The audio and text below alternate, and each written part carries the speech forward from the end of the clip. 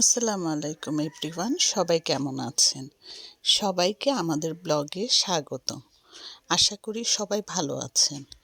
ঠান্ডা কার ওইখানে কেমন পড়ছে জানি না, আমাদের চট্টগ্রামে কিন্তু ঠান্ডা পড়া শুরু হয়ে গেছে। এই তো আমার রান্না বান্না শুরু করলাম। ফার্স্টে আমি রান্না করছিলাম ডিম দিয়ে আলু, ছোট লাল আলু যেগুলো ওইগুলো দিয়ে রান্না করেছিলাম সেদিন।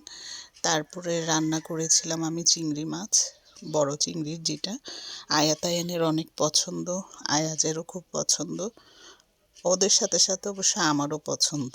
চিংড়ি আসলে বেশিরভাগ মানুষেরই পছন্দ। এটাকে আমি ভুনা করেই রান্না করেছিলাম। আর শীতকালে তো প্রত্যেকটা তরকারিতে ধনিয়া পাতা দিতেই হবে আমার। ধনিয়া পাতা, টমেটো এগুলো ছাড়া তরকারি রান্না করলে আমার ভালো লাগে না। তারপরে রান্না শুরু করলাম আমি আমাদের চট্টগ্রামে ডালের মরিচ খোলা, যেটা বলে মসুর ডালের মরিচ খোলা, এটা শুটকি দিয়ে রান্না করতে হয়। কার কার অঞ্চলে কিভাবে খান আমাকে জানাবেন। আমাদের চট্টগ্রামের মানুষ এই রান্নাটা অনেক পছন্দ করে, বিশেষ করে আমার শ্বশুরবাড়ির সাইডে সবাই এটা অনেক পছন্দ করে। এটা আয়াতায়নের বাবার পছন্দ। আলহামদুলিল্লাহ আমার বাচ্চারাও কিন্তু সব কিছু খায়। আমি ওদেরকে সব কিছুই চেষ্টা করি খাওয়ানোর জন্য। আগে ওরা শুটকি খেতে চেত না, এখন খায়। কারণ চিটংয়ের ছেলে, ওদের তো শুটকি খেতেই হবে। তাই ওদেরকে আমি সবসময় বলি সব কিছু ট্রাই করো, আস্তে আস্তে অভ্যাস হয়ে যাবে। আলহামদুলিল্লাহ ওদের সব কিছুরই অভ্যাস আছে। এই যে আমি ডাল রান্না করার পরে তারপরে আয়াতায়নের যেহেতু পরীক্ষা চলছে, ওরা 12টার মধ্যে এসে যায়, তারপরে ওদেরকে একটু পড়াশোনা করালাম। এটা হচ্ছে বিকালের ভিডিও। তারা নুডলস খাচ্ছিল।